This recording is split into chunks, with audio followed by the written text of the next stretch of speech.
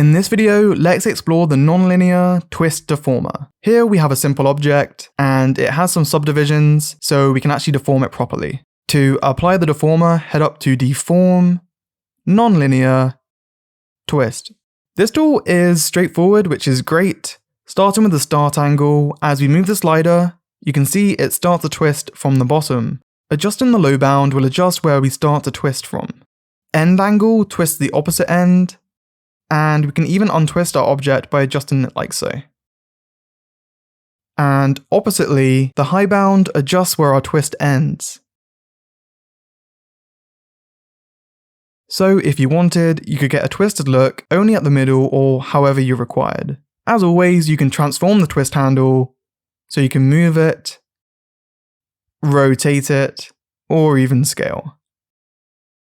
And each of these can be used to achieve different results. Come join the Discord server, and for a more one-on-one experience with me, become a Patreon for access to the members only chat and a whole bunch of perks like early access content, digital downloads, and much more. Thanks for watching. If you liked this tutorial, why not check out some of my others? And whilst you're at it, hit the subscribe button and I'll see you in the next video.